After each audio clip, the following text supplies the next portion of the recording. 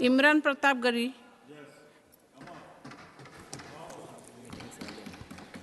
Ma'am, मैं प्रधानमंत्री जी की Imran ji, you have 5 minutes. Ma'am 10 minute You have 5 minutes. We requested chairman साहब Okay. he allowed 10 minutes.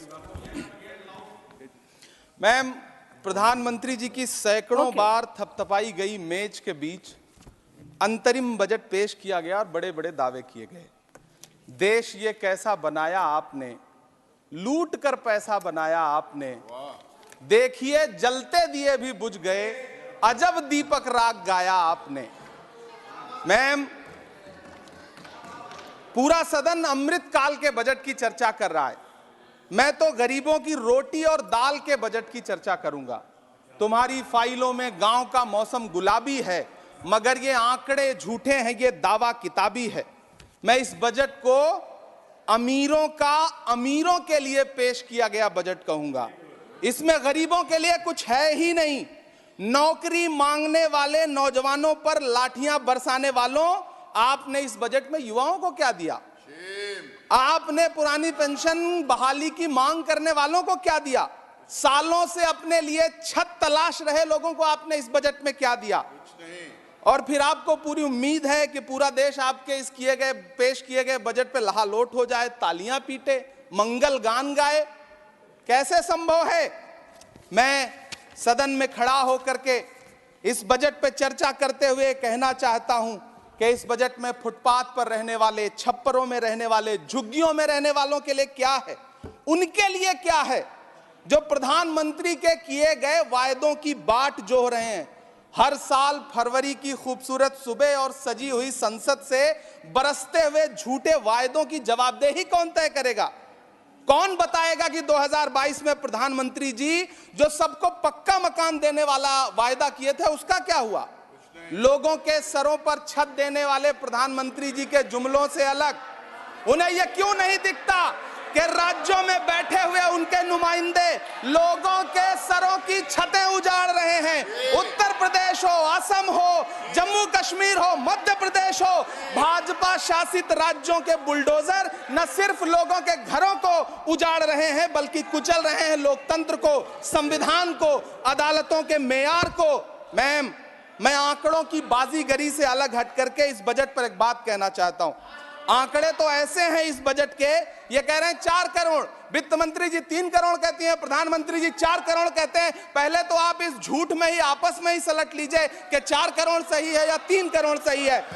मैं आंकड़े तो ऐसे हैं इस बजट के मैम कि जो सुने वो बस पथराई आंखें लेकर किंग कर्तव्य विमूढ़ हो जाए।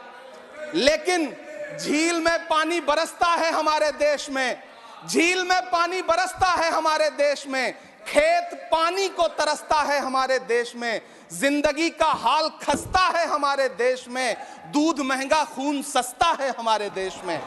मैम, रोजगार, महंगाई, किसान, मनरेगा, पेट्रोल डीजल के दाम, गैस सिलेंडर के दाम, फसलों की एमएसपी की गारंटी, इन सब जन सरोकार की बातों से इस बजट का कोई लेना देना नहीं। हमारे ट्रेजरी बेंच के साथी हंगामा कर रहे हैं। मैं तो कहना चाहता हूं मैम, वो एक बार इनके एक नेता एक गांव में गए और उन्होंने गांव में कहा कि गांव वालों आओ, मैं तुम्हारी समस्याएं समाप्त करना चाहता हूं।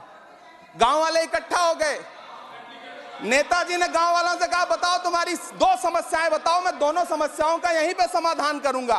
तो गांव वालों ने कहा साहब हमारी पहली समस्या है कि हमारे यहाँ कोई हॉस्पिटल नहीं है। तो नेताजी ने मोबाइल निकाला, कहीं फोन मिलाया और मिला के फोन पे पता नहीं क्या कुछ कहा कि यहाँ गांव में हॉस्पिटल नहीं है, हॉस्पिटल तुरंत, यहाँ हॉस्पिटल चाहिए।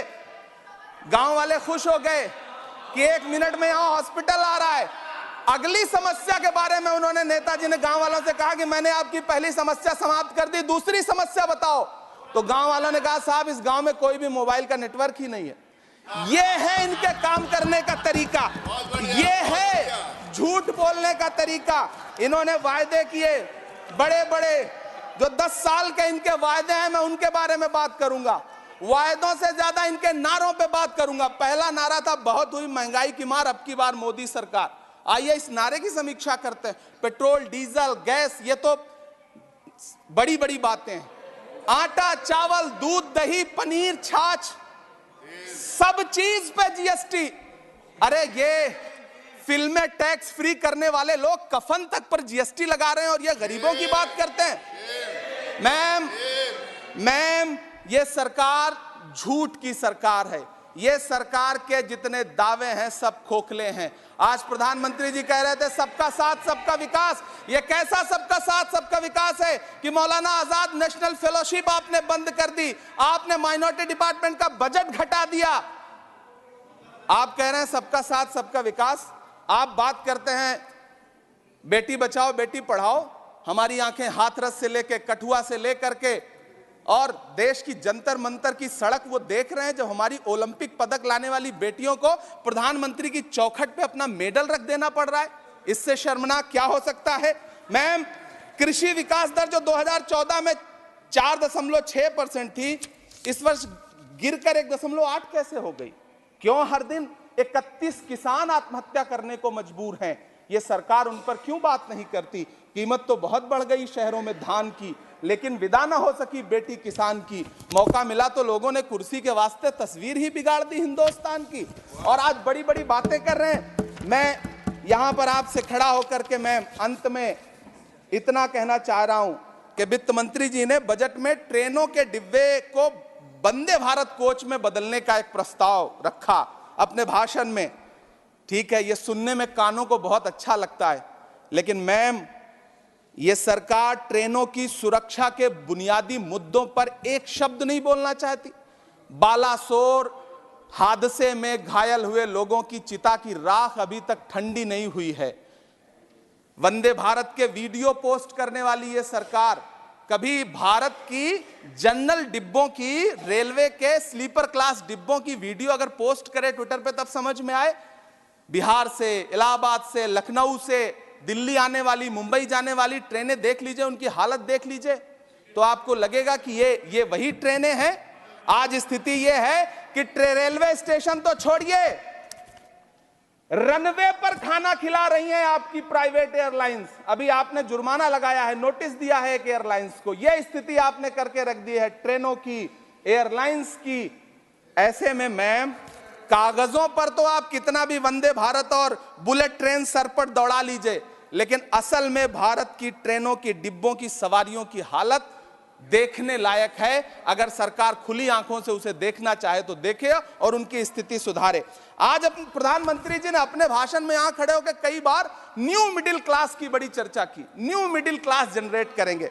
लेकिन मैं तो यहां खड़ा होकर के सरकार से कहना चाहता हूं कि न्यू मिडिल क्लास का जुमला अपने पास रखिए। यह बताइए कि जो पुराना मिडिल क्लास है उसके साथ आप कैसा व्यवहार कर रहे हैं। आज उसकी स्थिति क्या है?